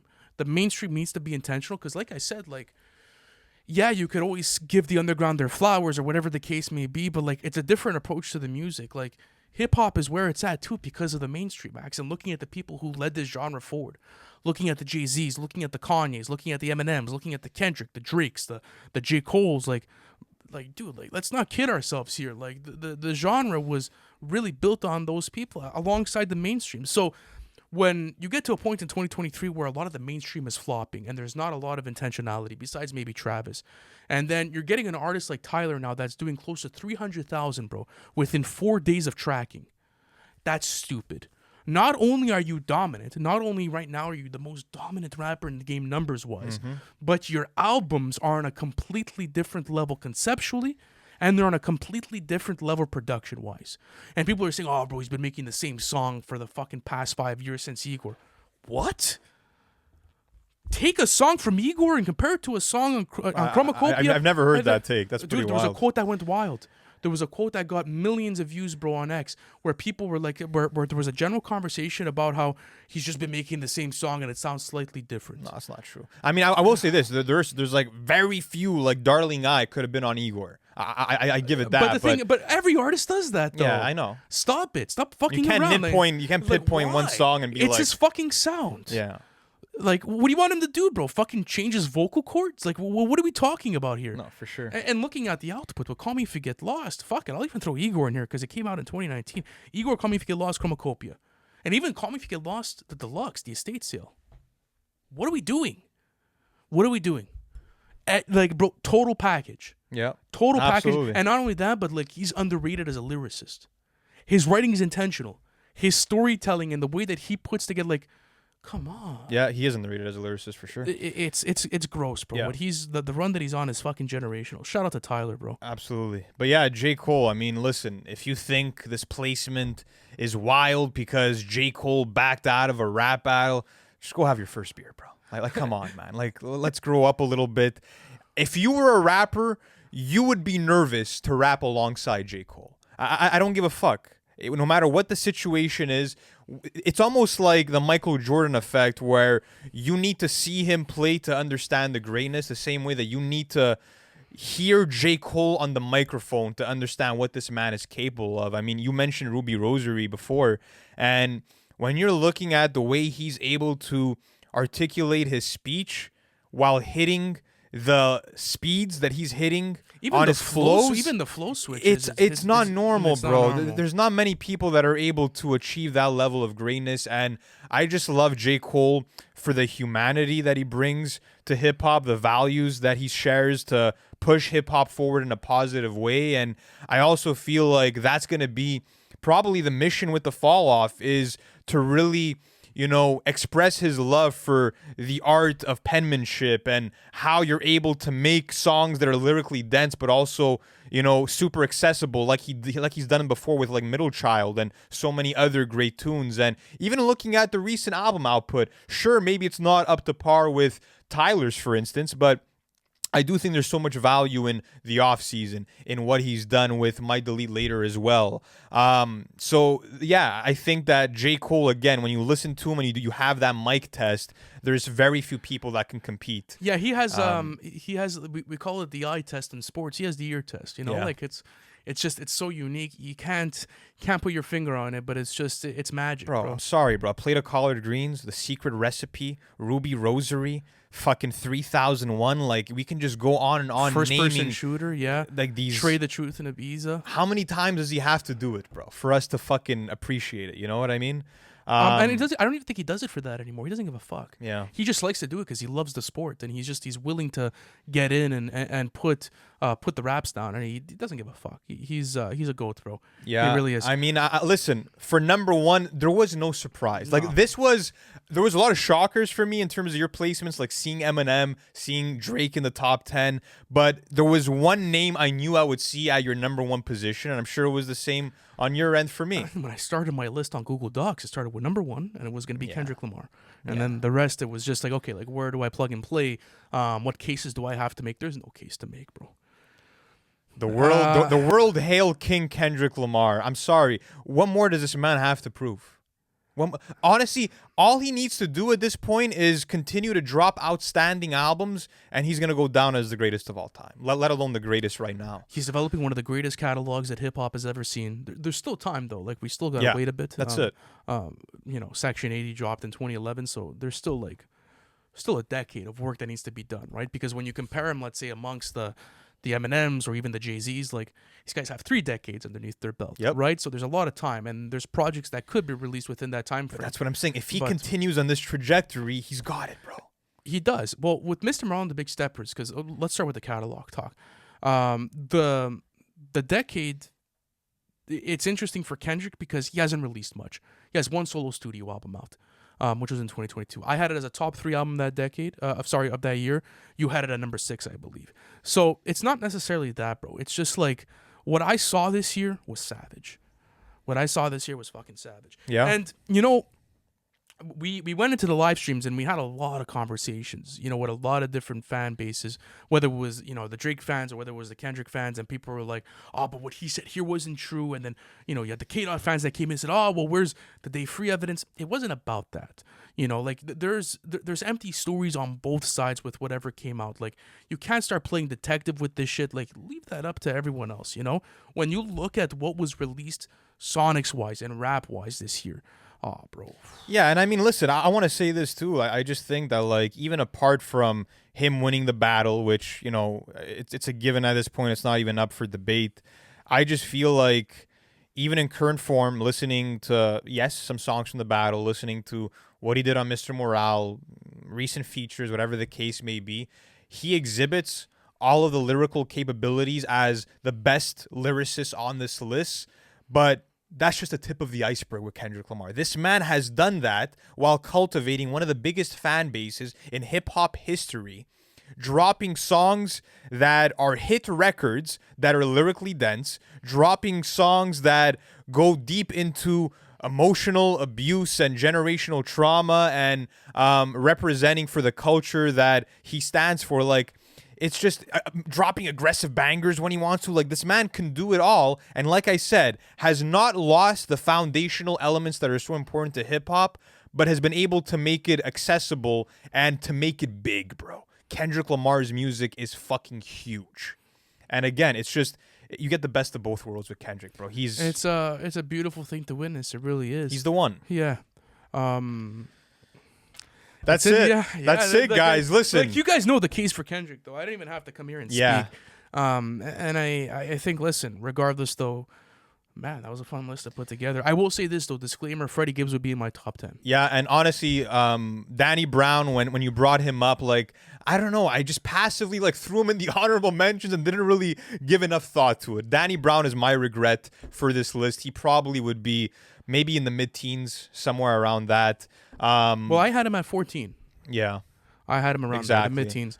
Around Freddie that Gibbs range. would absolutely be. I think if I had to really do my list over, I would slot everything down one, and I would put Freddie Gibbs maybe at like 6, right Yeah, above Vince that's where I had Staples. him. I Exactly. would probably put him right there, and then Rome Streets would probably get knocked out the list, and then it would start with Billy Woods. Yeah, absolutely. But yeah, guys, listen, let us know what you think of our list. I know it was a big episode. Thank you guys for staying until the end of it. We're definitely going to have other big lists coming your way with 2024 wrapping up. And also, it's time to have conversations about the 2020s decade in hip hop. But we're going to leave you guys off there. Ant has to go listen to Rich Baby Daddy for the 15th time today. Thank you guys so much for tuning in, and we'll catch you in the next one. Peace out.